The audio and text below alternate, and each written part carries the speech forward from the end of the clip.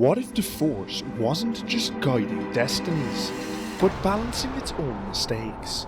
What if Shmi Skywalker's death wasn't random, but engineered by Darth Sidious himself? Or what if Grogu, the mysterious child, wasn't just a survivor, but the light side's answer to Anakin Skywalker? For decades, Star Wars fans have spun theories that reach from the shadows of the Old Republic to the rise of the First Order. Some have been debunked, some turned out shockingly true, and others still linger on the edge of canon, teasing us with what might have been. Today, we're opening the Temple Archives to uncover 5 of the most fascinating theories in Star Wars history, and examining how close they came to being real.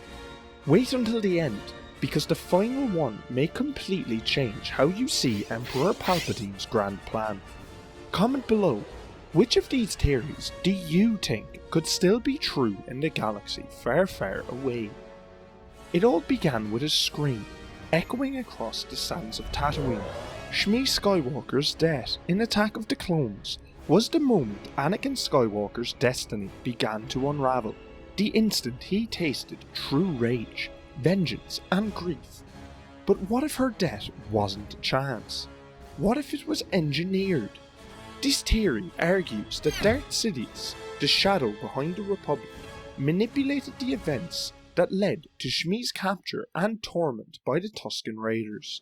Some even suggest he used the dark side mastery to influence the tribe, ensuring her suffering would trigger Anakin's fall. Think about it. Palpatine had already taken notice of Anakin. He was grooming him from the sidelines, praising his power, feeding his doubts about the Jedi. And when Anakin's dreams of his mother's pain began, dreams that eerily resembled Force visions, Sidious might have been whispering into his mind. We know from canon that Sidious could project thoughts, manipulate emotions, and sense ripples in the Force across great distances. In The Rise of Skywalker, his influence stretches from Exegol across the galaxy. So, could he have reached Tatooine? Absolutely. This theory fits his style perfectly. Sidious never acts directly when he can twist others into acting for him. The pain of losing Shmi broke Anakin's innocence. It planted the seed of fear, the very emotion Sidious later nurtured into hatred and obsession. But did Lucasfilm ever confirm it? No, not directly. In canon, there's no record of Palpatine's hand in Shmi's death. Her capture remains the act of a Tusken tribe. Still, even George Lucas admitted that Sidious was always manipulating the chessboard, implying many unseen machinations. So while unproven, this theory captures something spiritually true. Palpatine didn't need to kill Shmi himself. He only needed to make sure the boy who loved her learned that love can destroy you. And that's exactly what happened. But, on the topic of Palpatine, what if the Force fought back against his manipulation, creating something or someone to restore balance? The year 41 BBY marked the birth of prophecy and a paradox. Anakin Skywalker, the Chosen One, was born through an immaculate conception. But in that same year, another being emerged. A tiny child with enormous power. Grogu.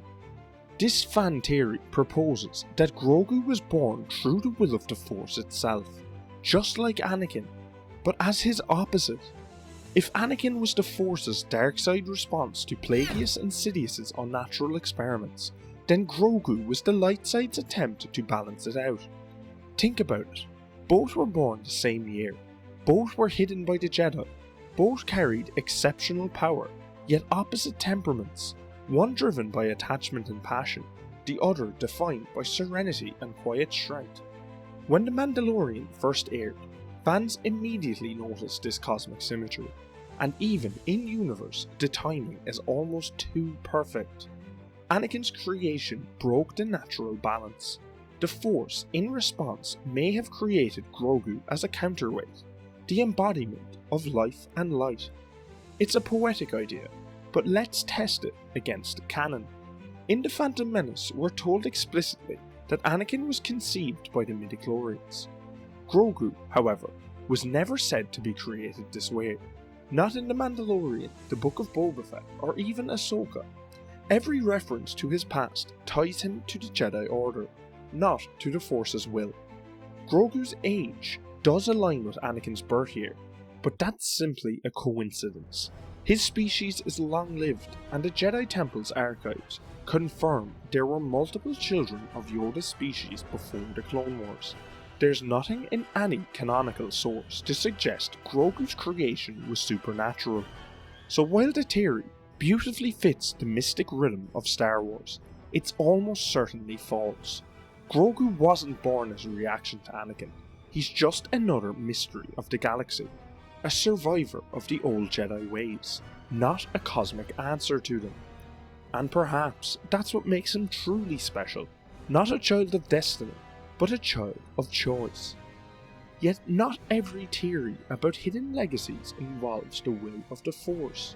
Some are much more personal. For years, fans of the Clone Wars have whispered about one forbidden romance and one mysterious child.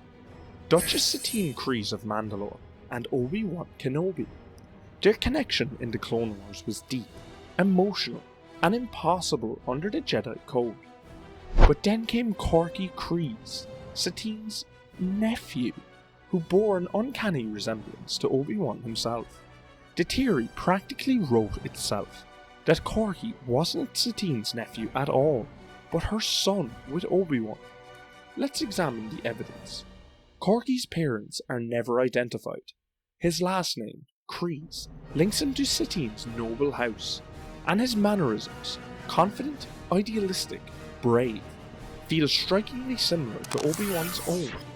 Even his facial structure mirrors Kenobi's more than any other character in the Clone Wars. And narratively, it fits. Satine and Obi-Wan share a bond forged during Mandalore's civil war. They admitted their love, and Obi-Wan even confessed that he would have left the Jedi Order had she asked him to. For a character as composed as Kenobi, that was an extraordinary confession. But did Lucasfilm ever confirm Korkie as their child? No. In canon, Korkie is officially Satine's nephew, likely the son of one of her siblings that we never meet. The resemblance remains purely coincidental, or perhaps a subtle nod by the animators to the fanbase that saw the potential. Still, the emotional truth remains powerful. Obi-Wan's story has always been one of sacrifice. If Korkie truly were his son, it would only deepen the tragedy of Kenobi's path. The man who chose duty over family, even as the galaxy fell apart around him. So while this theory is not canon, it's spiritually resonant, a reflection of everything that makes Obi-Wan who he is. Selfless, loyal, and forever haunted by what might have been. But what if not every fallen Jedi truly fell? What if one survived? When Mace Windu fell from the Chancellor's window, few believed he could have survived. His body was never found, his death never shown, and in Star Wars, that's never the end. Samuel L. Jackson himself has said many times that Mace is alive, and honestly, he might be right. Windu was one of the most powerful Jedi Masters of the age, second only to Yoda. He was a master of Vapad, a lightsaber form that channeled his own inner darkness without succumbing to it. He had survived countless battles, leading the Jedi into the final days of the Republic. So could he have survived the fall from Palpatine's window? It's absolutely possible. After all, Anakin leapt from speeder to speeder in Attack of the Clones, hundreds of meters above Coruscant. Palpatine himself survived being thrown down a reactor shaft. Darth Maul survived being cut in half. If Maul could crawl out of hell, so could Mace. So there's where things get interesting. In Legends, characters like Quinlan Vos survived Order 66 and vanished into the underworld. If Mace did the same, he could have gone into hiding, broken, disillusioned, and perhaps haunted by guilt for failing to stop Sidious. In canon, no source has ever confirmed Mace's death beyond Revenge of the Sith. His name reappears in snippets, but never with finality. And with the Book of Boba Fett and Ahsoka reintroducing older characters, the door remains open. The likelihood? Plausible, especially given Jackson's enthusiasm and Star Wars' love for redemption arcs. If Windu ever returns, he would be a living embodiment of the consequences of the Jedi's downfall.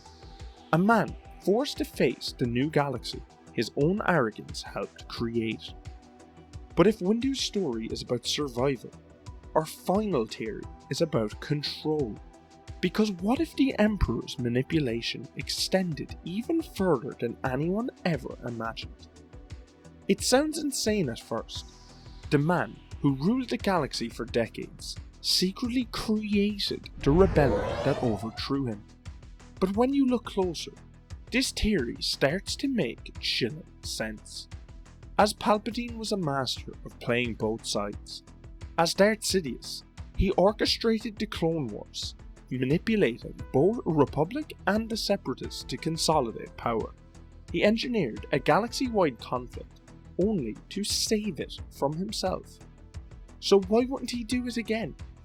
This theory proposes that Palpatine allowed the rebellion to form, even quietly supported it, as a means to justify greater control.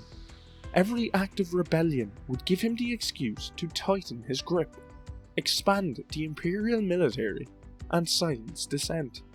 In a twisted way, it worked. By the time of A New Hope, the rebellion was still scattered and outmatched, while the Empire ruled unopposed. The Death Star was ready. Fear, not freedom, was maintaining order. If Palpatine truly saw the rebellion as another tool in his political machine, it would make his reign even more insidious. And it mirrors real history. Tyrants often create enemies to justify their rule, but was it true in canon? Not directly. Star Wars Rebels and Andor show the Empire brutally suppressing uprising, not nurturing them. Mon Mothma and Bail Organa's rebellion arose independently, yet even then Palpatine anticipated it, predicting their actions, letting small cells survive to lure out traitors. So while he may not have created the rebellion, he certainly controlled the narrative around it. The Empire needed an enemy, and Palpatine, as always, was several moves ahead. From Shmi Skywalker's tragic fate to Grogu's miraculous birth, from lost sons of Mandalore to survival of fallen Jedi, and finally to the Emperor's Shadow Games, these theories all share one truth.